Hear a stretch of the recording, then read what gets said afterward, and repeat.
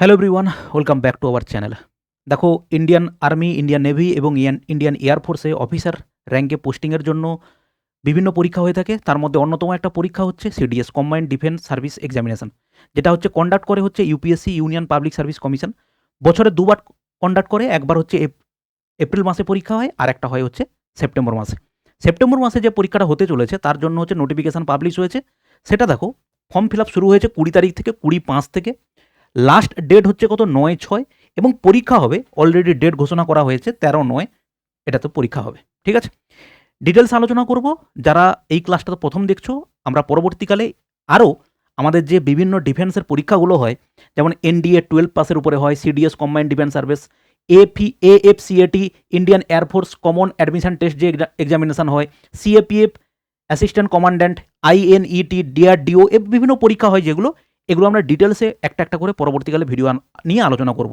দেখো, ওয়েস্ট বেঙ্গল থেকে এটা খুবই দুঃখজনক ব্যাপার যে আমাদের এখান থেকে এই সমস্ত পরীক্ষাতে সিলেকশন খুবই কম, রেয়ার থেকে রেয়ারেস্ট একদম। তুমি বছরে দেখো হয়তো 1 থেকে 2 জন হয়তো আমাদের স্টেট থেকে পরীক্ষায় পাস করে, কিন্তু তুমি যদি তাদের অরিজিন দেখো, তারা কিন্তু কেউ স্টেটের এখান থেকে প্রিপারেশান নিচ্ছে না বা এখান থেকে নেই।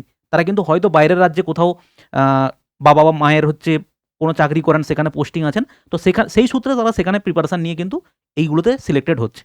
তো এটা আমি চাই, বা আমরা প্রত্যেকেই চাইবো যে আমাদের রাজ্য থেকেও এই সমস্ত ফোর্সে অফিসার হিসেবে আমাদের এখানকার ছেলেমেয়ে হচ্ছে সিলেক্টেড হোক। ঠিক আছে ভাই, চলো শুরু করা যাক। এই যে নোটিফিকেশনটা আমরা আলোচনা করছি, দেখো প্রথম হচ্ছে ইন্ডিয়ান মিলিটারি একাডেমি। মোট মিলিয়ে এখানে দেখো 451টা সিট আছে। তোমার কাছে দেখে মনে হতে পারে স্যার এইটুকু মাত্র সিট।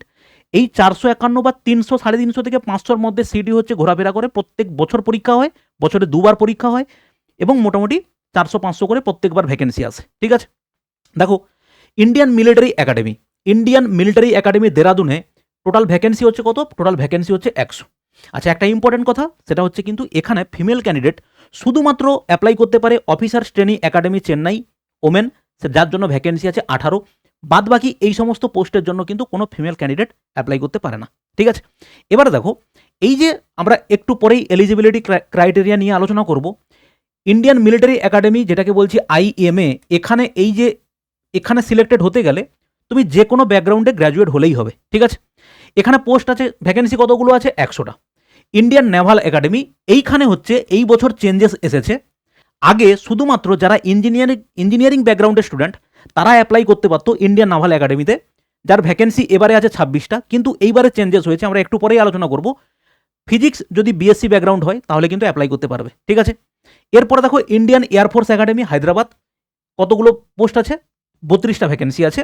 এবং অফিসার্স ট্রেনিং একাডেমি চেন্নাই, যেখানে 275টা ভ্যাকেন্সি আছে। মোর অর লেস এই অফিসার্স ট্রেনিং একাডেমিতে ভ্যাকেন্সি সব থেকে বেশি থাকে এটা। আর এয়ারফোর্স এবং হচ্ছে ইন্ডিয়ান নেভিতে ভ্যাকেন্সি তুলনামূলকভাবে সবসময় কম থাকে। ঠিক আছে, দেখো ন্যাশনালিটি কী হওয়া উচিত? কন্ডিশন ফর এলিজিবিলিটি, প্রথম হচ্ছে তোমাকে ইন্ডিয়ান হতে হবে।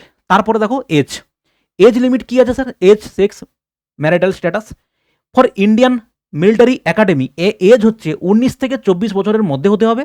তোমার বয়সটা, তোমার জন্ম তারিখ 1 জুলাই 2003 এবং 1 জুলাই 2008 এর মধ্যে হতে হবে। ঠিক আছে, ইন্ডিয়ান নাভাল একাডেমি এজ হচ্ছে দেখো 19 থেকে 24 বছর। Unmarried male candidates born not earlier than 1 July 2003 and not later than 1 July 2008। এরপর দেখো ফর এয়ারফোর্স একাডেমির জন্য 20 থেকে 24 বছর হতে হবে বয়স, 1 জুলাই 2027 এবং নট আর্লিয়ার দেন এত, এটা দেওয়া আছে। Upper age limit for candidates holding, এখানে একটা এক্সট্রা পয়েন্ট আছে, সেটা কি? যদি কারুর ডিজিসিএ থেকে কমার্শিয়াল পাইলট লাইসেন্স থাকে তার জন্য শুধুমাত্র 2 বছরের একটা ছাড় আছে। ওকে, এবার দেখো ফর অফিসার্স ট্রেনিং একাডেমি, তার জন্য হচ্ছে কি? ফর মেন এজ হচ্ছে 19 থেকে 25 বছরের জন্য হতে হবে। Married male candidate born not earlier than 1 July 2002 at not later than এত। এবং ফর অফিসার্স ট্রেনিং একাডেমি ওমেনের জন্য সেই একই 19 থেকে 25 বছর, এবং এখানে আনম্যারিড হতে হবে, এইগুলো এখানে বলা আছে। ঠিক আছে, মেল ডিভোর্স এবং হচ্ছে widower candidates can not be treated as unmarried male for the purpose of their admission in IMA, INA, IAFA এবং OTA Chennai courses and accordingly they are not eligible for this courses.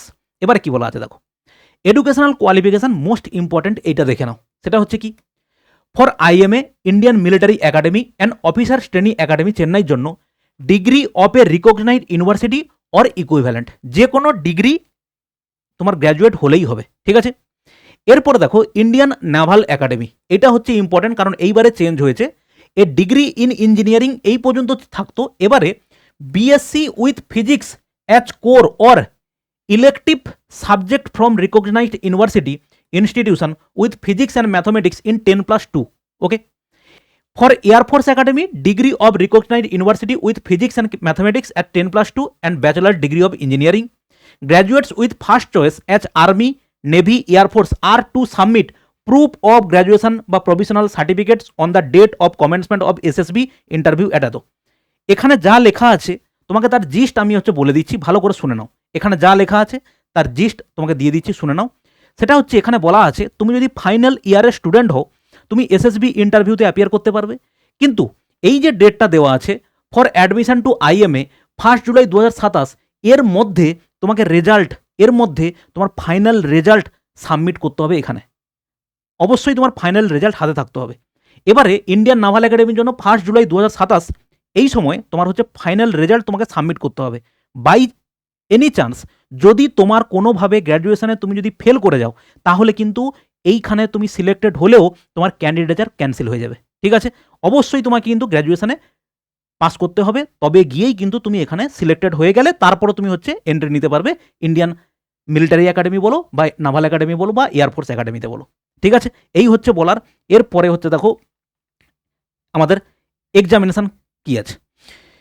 The competitive examination comprises, দেখো written examination as শোন in প্যারা 2 এখানে দেওয়া আছে।